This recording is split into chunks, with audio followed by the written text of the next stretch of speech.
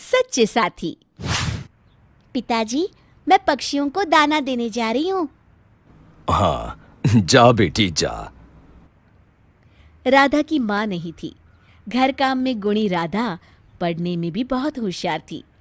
राधा की आदत थी, वो कॉलेज जाती तो रास्ते में पक्षियों को दाना डालती जाती। वो सारे पक्षी भी राधा का रोज इंतजार करते थे। राधा के पास घर में भी 2 पक्षियों का जोड़ा रहा करता था। एक दिन राधा पक्षियों को दाना दे रही थी कि तभी गांव के जमींदार के बेटे ने उसे देखा और उसके इस कार्य से बहुत ही प्रभावित हुआ। पिताजी, मैं शादी करना चाहता हूँ। बेटा, मैं अमीर से अमीर लड़कियों के रिश्ते तुम्हें दिखा दूंगा। नहीं पिताजी, मैं उस लड़की से शादी करना चाहता हूँ जिसके ढेर सारे पक्षी दोस्त हैं। बेटा, ऐसी लड़की का पता तुम लगाओ, मैं जरूर उसकी शादी तुमसे करवा दूंगा। रोहन पिताजी को राधा के घर ले जाता है, जहां बातचीत के बाद दोनों की शादी हो जाती है। राधा के साथ उसके दोनों पक्षी उसके ससुराल आ जाते हैं। राधा सारे काम के बीच उन पक्षियों को कभी दाना देती तो कभी उनसे ढेर सारी बातें किया करती थी, जो उसकी सास को पसंद नहीं आती थी। माँ, क्या मैं पक्षियों के पास उन्हें दाना देने जा सकती हूँ? नहीं, हमारे घर में ये सब नहीं चलेगा। तुम चुपचाप घर का काम करो, वरना अपने पिताजी के घर चली जाओ। दुखी मन से राधा घर का काम करने लगती है और मायूस सी रहने लगती है। वो घर के पक्षियों के पास सिर्फ उन्हें दाना देने जाती। वहीं बाहर के सारे पक्षी राधा का इंतजार करते रहते। राधा की सास का तो यही ढंग रहा। धीरे धीरे वो राधा के पक्षियों को भी परेशान करने लगी। आज मैं तुम लोगों को मजा चखाऊंगी। वो उनका खाना फेंककर सारा पानी गिरा देती है। अरे, ये खाना कैसे गिर गया? और पता नहीं ये खाना यहाँ कब से गिरा है। इसका मतलब तुम लोगों ने आज कुछ नहीं खाया। ऐसा रोज होने लगा। कभी राधा की सास पक्षियों का खाना फेंक देती तो कभी पानी। एक दिन तो उसने हद ही कर दी। राधा के पक्षियों में से एक की उसने टांग तोड़ दी, जिससे वो पक्षी चिल्लाने लगे। राधा घबरा कर आई और उसने माँ जी को ऐसा करते देख लिया। उसके बाद फिर एक दिन राधा की सास ने सारी हदें पार कर ली। उसने दोनों पक्षियों का पिंजरा तोड़ दिया। राधा ने जब पक्षियों की चीख सुनी तो वो भाग कर आती है। वो माँ जी को ये सब करता देख लेती है और घबरा जाती है। माँ, आप ये क्या कर रही हैं? ऐसे तो ये मर जाएंगे। तू मुझ पर इल्जाम लगा रही है?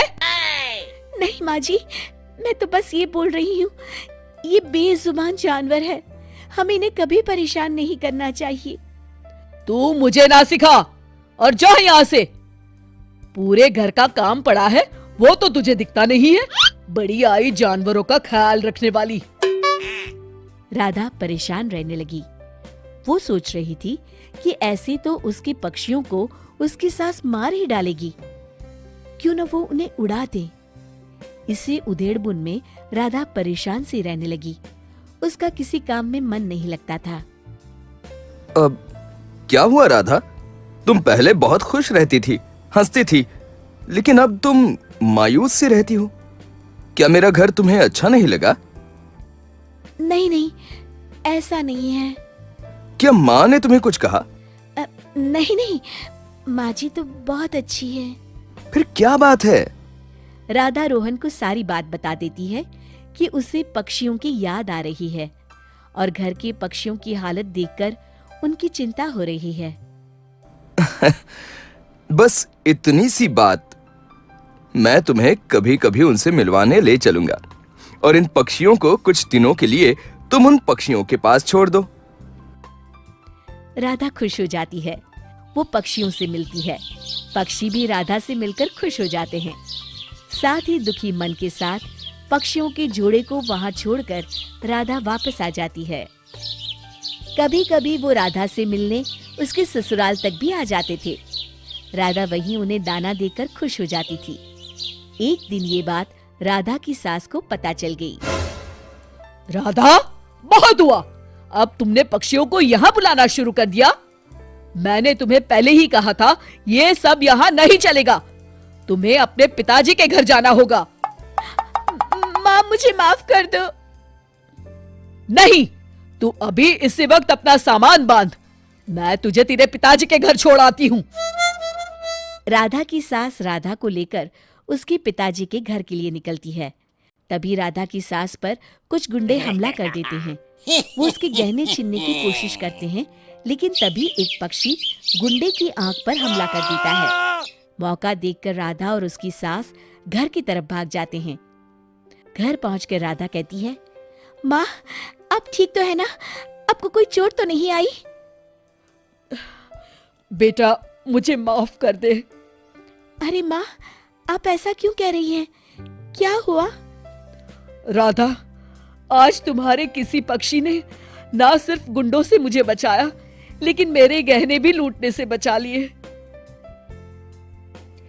तो क्या माँ अब आप मुझे अपने पक्षियों के पास जाकर उनसे मिलने देंगी? नहीं, बिल्कुल नहीं। राधा उदास होकर किचन की तरफ जाने लगती है। राधा, जी माँ जी। मैं ये कहना चाहती थी कि अब हम दोनों साथ चलकर पक्षियों को दाना देंगे और उनके साथ समय बिताएंगे और अपने प्यारे पक्षियों के जोड़े को घर लेकर आएंगे। ये सुनकर राधा बहुत खुश हो जाती है। शिक्षा, बेजुबान जानवर भी बहुत अच्छे मित्र साबित हो सकते हैं।